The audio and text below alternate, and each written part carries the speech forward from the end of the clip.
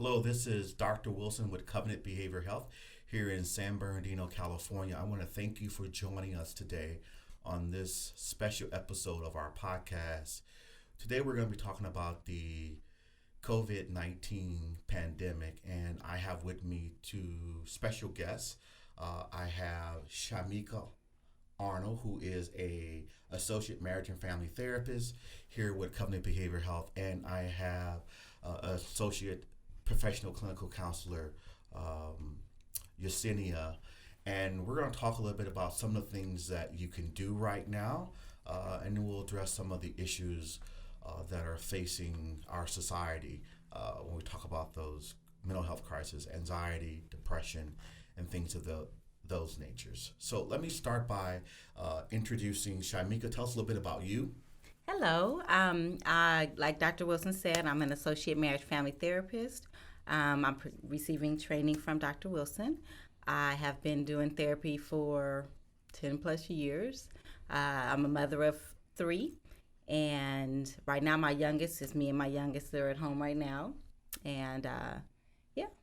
All right, good. Thank you for sharing. And Yesenia, tell us a little bit about you. I have over 15 years of experience as a school teacher from kindergarten all the way to 12th grade. I've been a school counselor, a school psychologist. I've been in the ABA field for about 7 years as a clinical supervisor, overlooking maladaptive behaviors, and now working here with Dr. Wilson. Well, thank you. So let's jump right into this. COVID-19. What are some of your thoughts about this pandemic? Something our society, and I'm going to say not just our society, but I think the whole entire world has never seen the likes of anything like this. What are some of your thoughts? I think right now during quarantine, it makes it more difficult for people with pre-existing condition, mental health issues. They can no longer distract themselves. And now they're being forced to stay home. And so the rise of anxiety is there. The rise of depression is there. More relationship issues, the domestic violence, feeling trapped. So they're really going into that switching of the mindset from living to surviving. Yeah. And and you could tell the influx of clients that we're receiving on a daily basis. Yeah, anywhere from I think the last time I counted referrals that came in, there were 7 of them in one day that came in, and that was just while we were here. So the ones that came by email and voicemail after we were gone, but like 7 of them that we literally took by phone, and we're getting more and more calls from managed care providers, Optum, Blue Cross Blue Shield, Wow. and not to mention all the EAPs that are out there, the employee assistance programs that are out there that are calling saying, hey, can you do online? Can you do telehealth? Well, it's like, well, we've always been doing telehealth. We've been doing telehealth for forever, so it's nothing new for us. But yes, we can do that. And so they're scrambling because people are quarantined, they're sheltering in place, and they cannot leave their homes. LA has moved under that particular order. We know San Francisco, 6 different counties up north has moved to that particular position. And I think we're going to see more and more of that where people are being sheltering in place. The one common thing that I keep hearing from every professional is that the only effective thing that we can really do is limit and slow down the exposure. So that means the only way to do that is to stay away from each other. Let the disease sort of take its course and stay away. So what that means is that we're going to have more people who are in place at home, sort of facing those stressors that are normally typically at home already. Those stressors, distressing events that are typically they face every single day, but when they go to work they get to distract themselves. When they go out, they're going to go shopping, they get to distract themselves. When they go to and all of that's shut down now. So I think we're going to see an exacerbation of those conditions, those underlying or pre-existing conditions, as Yesenia said. Right. We're going to see an exacerbation of that. So what are some of the things that you're telling your family to do, your friends to do right now in response to this? Well, I want to also say too, especially with the news, watching the news. I know I have my dad watches the news, like it's on 24/7. So I definitely suggest cutting the limit of watching the news because it's that's not going to help the situation. That's not going to help the situation. Also, to looking at and how you said they're going to be exacerbating these symptoms, and the thing too is because we always run. We run away from the symptoms. Like you said, we get away from it, we go to work. And so now it's going to force you to deal with it, which actually can be a positive thing if you're looking at it and saying, okay, this needs to change and I don't want to run away anymore. So definitely reaching out. Like you said, we do telehealth. We're not the only ones that do telehealth as well. There's other people. So reaching out to definitely getting that help that they need. I, myself as a professional, I like to see patients in their natural environment.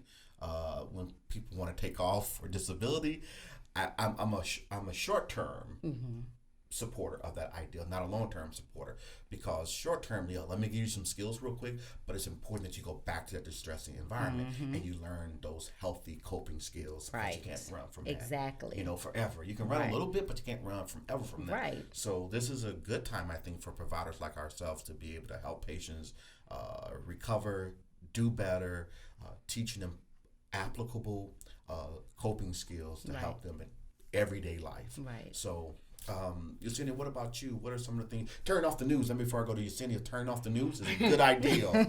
It's a good idea because there's an overexposure of that. And we live in such a sensational society and social media, and I'm not dogging the media, but we live in such a sensational society where everything is just played to the and everybody has access to saying what they want to say. You have true information, you have false information. There's so much, we're in influx of information. Yeah. So sometimes you got to cut that off. Yeah. And I will say, so if you're watching 5 hours of news, limit yourself to 2 hours of news. An hour in the morning, an hour in the evening. If you're watching about 5 hours a day. And of course, you're at home. What else are you doing other than watching TV right now for most of us? So limiting your exposure to that's a good idea. Yesenia, what about you? What are some things you're telling your children and you're telling your friends? Well, really, it's just setting a routine, having a set schedule, because if you don't have that set routine, it's really easy for us to go back to, and I call it a substance abuse issue, and it can be over binging on television, where that creates that anxiety, or picking up an old habit of drinking. And so we don't want our kids, our family members to go back to old habits. So filling your day, what does that set routine look like? Is it getting up at 8 a.m. and making a cup of coffee and then getting in the shower and limiting that time, like you said, on television, 1 hour a day? Even when we're grieving something, to give ourselves 1 hour a day to cry, and then we have to keep it pushing. Because if we don't do that, then we stay in that sorrow, in that headspace. And none of us need to be in that. Right now, my kids have a set schedule. So they have to get up and they have chores, and they need to look at their Chromebooks for any updates, any updates, any work that they can do. Audible right now is giving children free listening. As a California resident, they don't even need an account. So I tell my kids, choose 3 books, and when I come home, we're going to talk about it. Nice. And so just having that set routine, you're still the parent, you're still modeling that behavior, and taking them out to garden in the backyard. Again, that's another routine. You know what? I was just talking about starting hydroponics. I have an apartment, so my space is smaller. So I was like, so I was looking up on YouTube how to begin hydroponics and start growing my own vegetables in water and in a smaller space. So yeah, definitely taking up new hobbies, taking up new things, trying new things. You can try new things at home. It's so many. What did we do before TV? We forget that there was. Even things at the grocery store. I was like, I didn't have cornmeal to create homemade cornbread, flour and yeast to fix your own bread, to so these different things. We're going back to before we had technology, before we were so busy. Right. And now we got to sit down. Yeah. Now we're forced to sit down. And so now this can be healing or this can hurt you, depending on what you choose. And I know that people watch this video, listen to our podcast from the Midwest. We have lots of participants from the Midwest. And so you may not be as impacted as we are here on this particular coast. But literally, when you go into the grocery store, Yesenia was just talking to me this morning, like, I can't find eggs anywhere. Literally, there's no bread in the stores. We have just started recently this week rationing toilet paper. So now there's one roll of toilet paper per family. We are seriously in a place we've never been before as a society. So being creative and finding ways to do stuff to keep you busy, of course, that's one of the good ways that you can do that. But I want to encourage you also, take this time. There's no excuse now. You're literally off from work. Turn over your insurance card, call the 800 number, and tap into those health benefits that you have. Start talking to somebody. Yes. Right now, insurance companies, the president has completely removed probably shouldn't be talking too much about that, but he's removed some of the restrictions that we face for being able to provide services to people. Nice. And that's a good thing. So I want you to reach out and talk to a therapist if you're just checking in and making sure what you're doing is okay. You don't have to have a problem. Why wait until you have a problem? Do something about it now and just check in and see to make sure what you're doing is okay. Definitely. Yeah. So let's talk about some of the one of the biggest things that I think that we're facing is the chronic mental illness that comes along with just being an individual. Two of the major ones is depression and anxiety.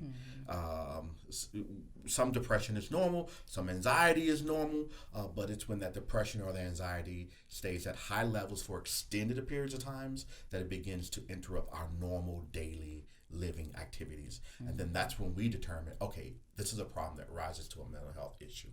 So let's talk a little bit about anxiety, for example. So people are staying at home, people are worried.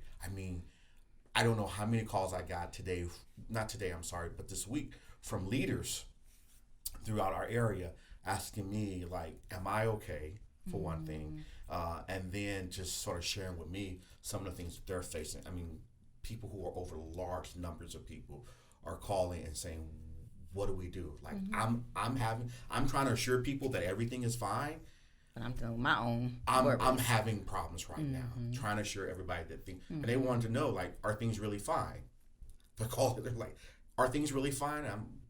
Things are fine. So what we do know is that we're asking people to sort of hold out about 2 months, and then we'll be able to reassess to tell exactly where we'll be, say 6 months from now, a year from now is what we're saying. So we're in sort of this holding stage to just stand still, take a deep breath, and just get through one day at a time. So if you want to manage the anxiety that you're having, you want to manage the depression that you're having, Yesenia talked about having that structure and that routine is very important for the depression. Taking things one day at a time, just mastering one thing at a time is how we're going to address those anxious or anxiety issues that come along with this particular pandemic. What are some of the things you're telling your patient, Yesenia, when it comes to, because I know everybody's talking about it. I haven't talked to one patient this week that hasn't brought it up. Everybody's talking about it right now. What are you telling people? Really when it comes to the depression and anxiety for a lot of my clients, having that set routine and, getting involved and, modeling that behavior to talk to their kids like, hey, what are you guys feeling? Do you guys feel like going for a walk?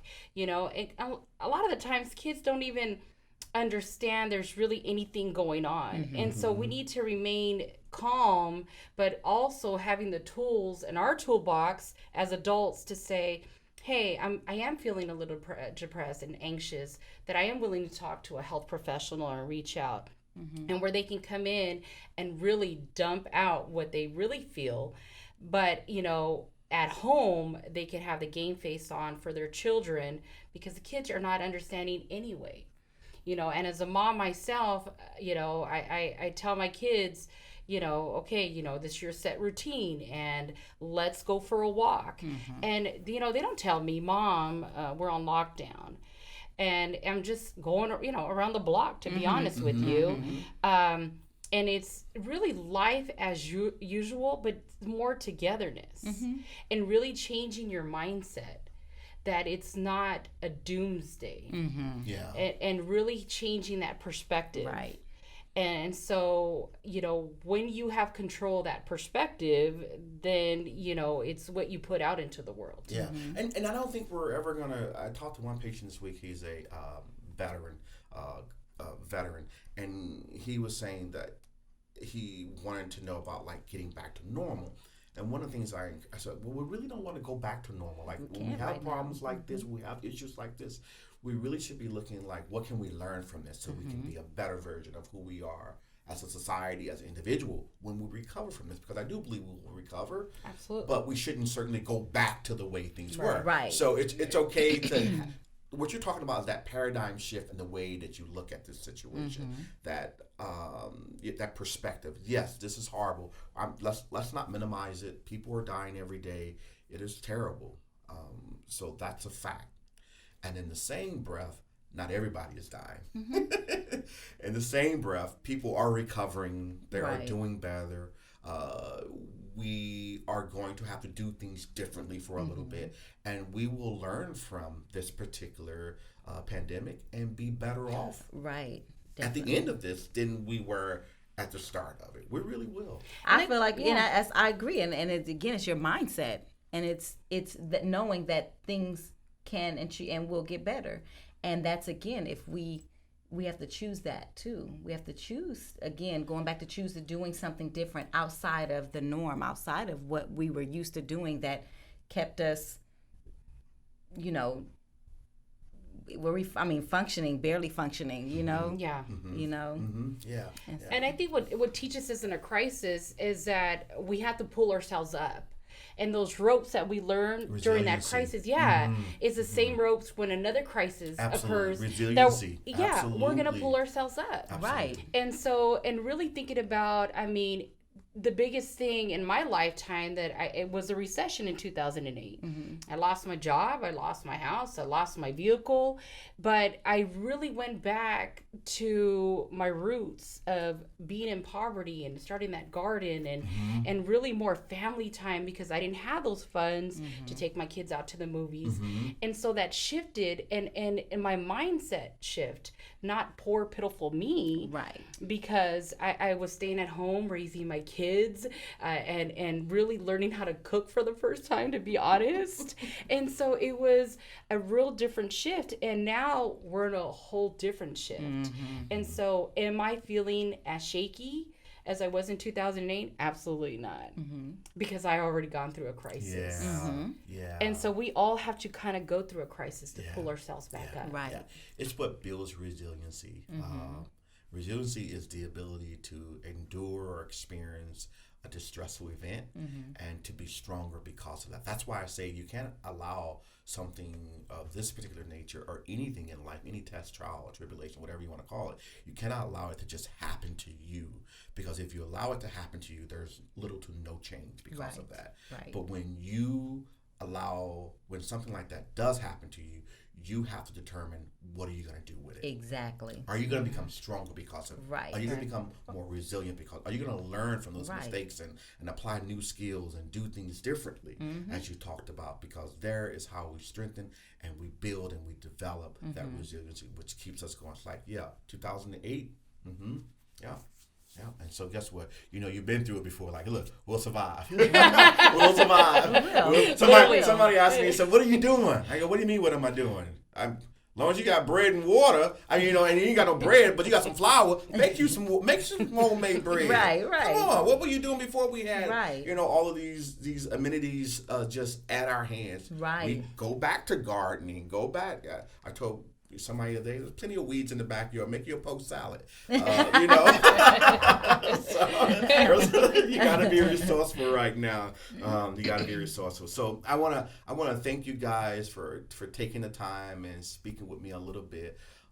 some of the things that we can do. I really want to encourage people to, if you're having some anxiety, or even if you're not having anxiety, reach out, call somebody and talk to them.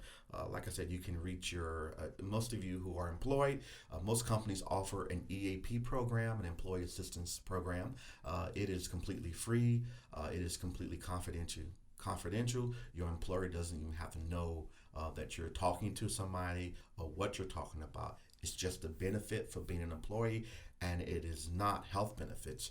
And if you're employed, or if you're not employed but you have health benefits, you can dial the 800 number on the back of your member card and reach out to Behavior Health. You can talk to somebody like myself, Yesenia, or Shamika about what can you do differently, how can you strengthen what you're doing. So if you want to talk, we want you to know that there are options out there for you right now. Let me invite you to visit our website at www.covenantbehaviorhealth.org. We're on Twitter. We're on Instagram. Our handler on Twitter is Disrupting Healthcare. We're on Facebook, Covenant Behavior Health. You can reach out to us through those medias. Right now, we are offering service via what we call behavior health. So you can do sessions by video. You can do sessions by telephone. We are here for you. So again, that's covenantbehaviorhealth.org. Thank you, guys. Thank you.